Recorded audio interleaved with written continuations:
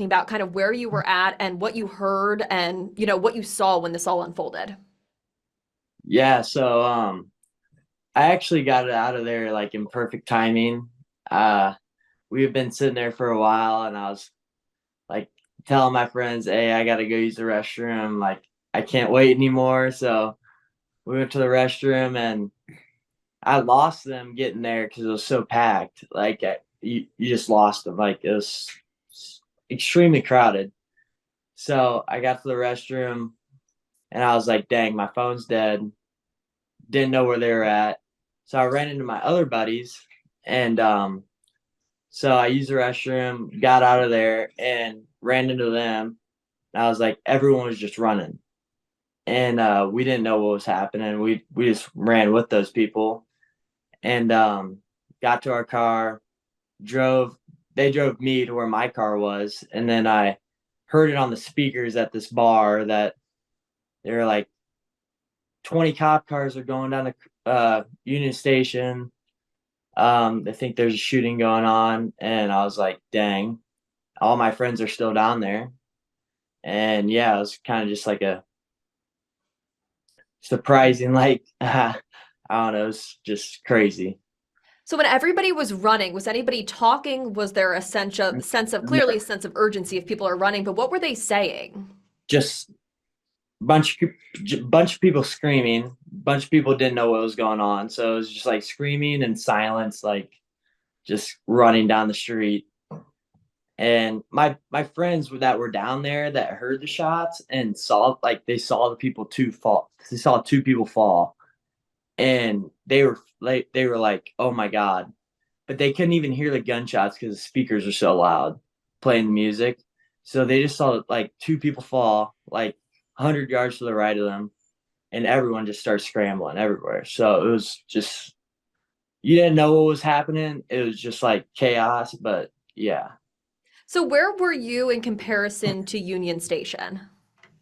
So I was to the far east side where all the bathrooms were, but if I would not have gone to the bathroom, I would have been right in the middle of it. So, and right in the middle of it, you couldn't move. There's so many people in it. So it took me about 30 minutes to make it about 50 yards out of the big crowd to get to the bathroom. And God's timing, me getting out of there and getting to the bathroom in 30 minutes. And then right after that happened. It was just like, wow. I, it was just crazy.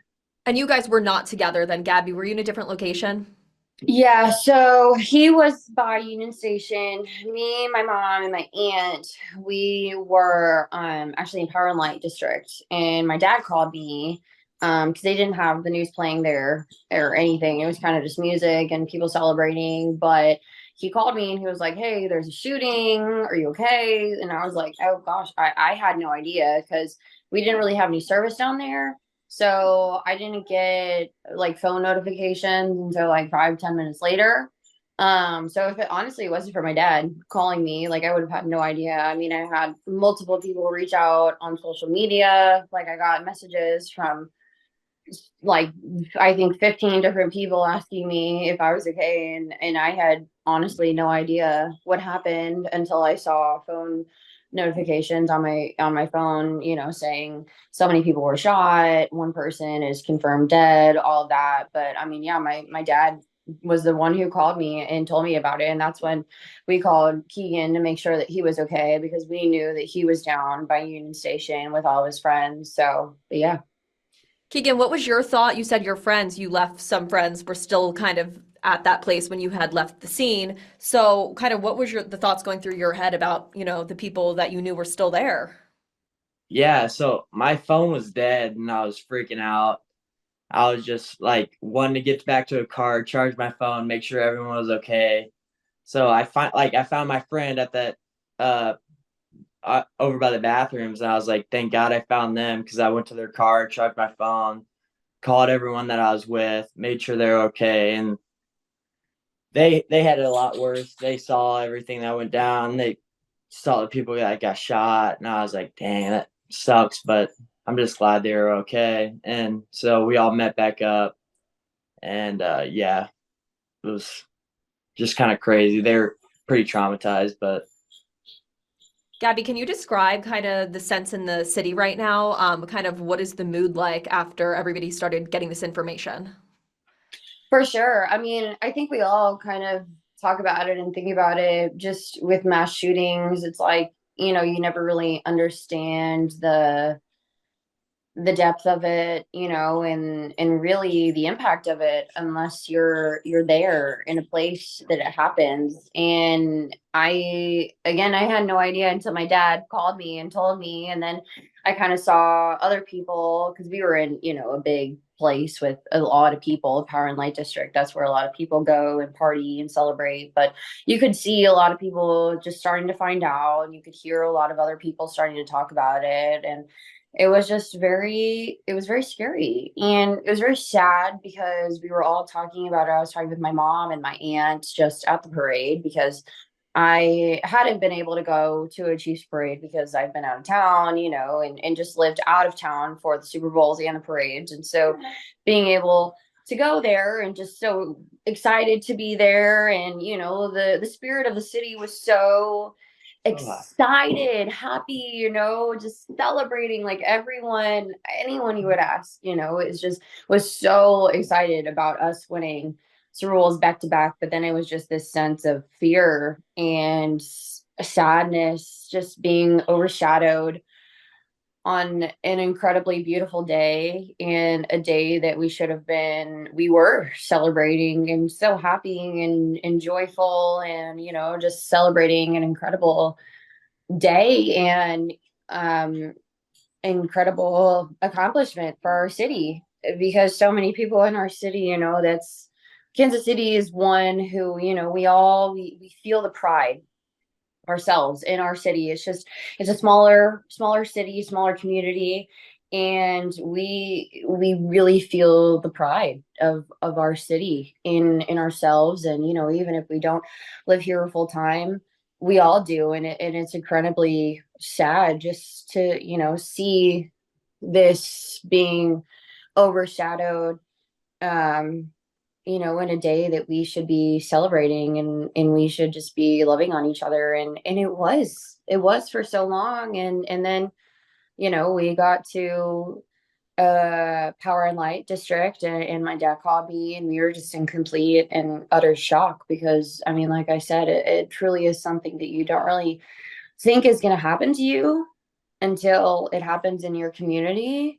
And we've had shootings in schools and whatnot before, but this really, really hit home because it was the entire city, from Kansas side, Missouri side, everyone coming together to celebrate this. everyone was there. Yeah, everyone. I mean, everyone was there. It was like A we lot of spent literally probably 40 minutes trying to find parking, and spent 20, 30 minutes walking down to find a place to stand to watch the parade. And so it was definitely just a somber feeling, knowing that it finally hit Kansas City, someplace that no one ever thought that it would hit. I'm wondering if you could highlight on kind of the confusion, because we've been following today a lot of different reports coming out, a lot of conflicting information for a while. So it sounds like there was this sense of confusion and nobody really knew what was going on. So No, yeah, can you talk about that? Okay. yeah, I mean, even like 30 minutes after, I was like, because the speakers were so loud there, the party was still going on, no one knew anything that was happening. I mean, really only on the one side of the parade, everyone was running. The other side, no one even knew what was happening. So, like, I mean, it was like the people that like were on that one side running around, like they didn't even know what was going on. Like they didn't hear the gunshots. It was so loud. Everyone was partying, celebrating, and it was just a complete shock. Like no one knew anything. Like until like I didn't know until I knew something was happening, but I didn't know anything until about 30 minutes after. When I heard something on the radio, they were like, 30 police cars are coming down. Like something's going on down in Union Station. We don't know yet. They still didn't know, but I was like, okay, something's going bad around there. And then my friends text me. They're like, there's someone shot. I saw two people fall on the ground, and then they run, and then I was like, oh my God, I couldn't even really text them out. I was like, God, that's crazy. Yeah, I mean, like from where I was, I mean, like I said, my dad called me and we were at Power and Light District where there's a lot of bars and, there were just a bunch of people there celebrating. But he called me and told me there was a shooting. I had no idea because they didn't have the news or anything on there. And obviously that was the last thing that was on anyone's mind. We were all just celebrating. But yeah, he called me and he told me that there were a few people that were down. And so obviously we were wanting to call him and my other cousin who was down there with her friends and make sure that everyone was okay. And I mean, literally, I think within the span of like 10 minutes, I had like 10, 15 people text me and ask me, are you okay? Is everything okay? Like, are you okay? Like, do you know what's going on? And honestly, we were confused. I know my mom and my aunt were asking me like how many people were shot, if anyone, had died, and we didn't know it at that point. And I was trying to get on my phone, and like Keegan said, there wasn't really much connection. There was So no cell service. yeah, it's difficult down there for sure. And anyone who knew they were going to the parade knew there wasn't going to be much cell service, so they kind of had to be prepared and just be with their friends.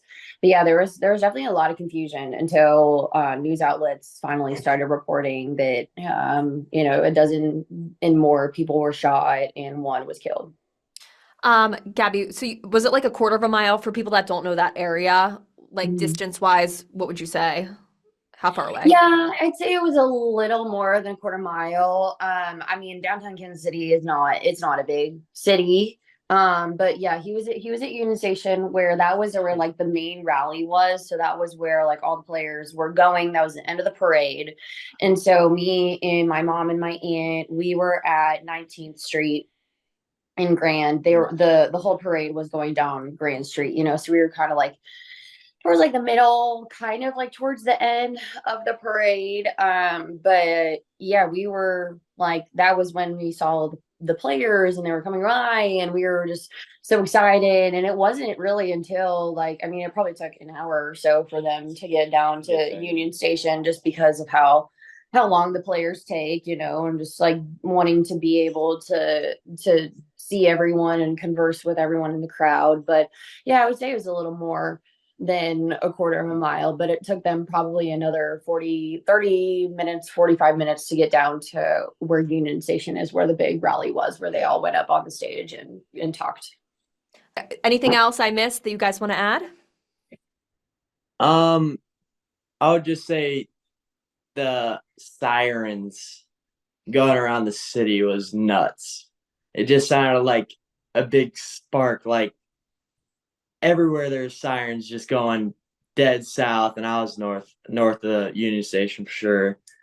And I just remember that being like crazy, like so many sirens. So every police car that like you could ever think of, just sirens on going straight south towards Union Station. And it was just freaky sight. Yeah, it was definitely scary. Just, like I said, you see school shootings and mass shootings happening everywhere in America and outside of our country, but it's really hard when it finally hits home, literally home for both of us. And the fact that we were both there and he was so close to it and had friends that saw people literally drop to the ground after being shot, and thankfully, by literally the grace of God, none of us were affected and none of his friends were affected, none of my friends were affected. But it's just, it's the adverse effects, the trauma and being scared of going into bigger crowds like that. It's like you don't think it's going to happen to you until it happens to your community. And the Kansas City community is incredibly close, incredibly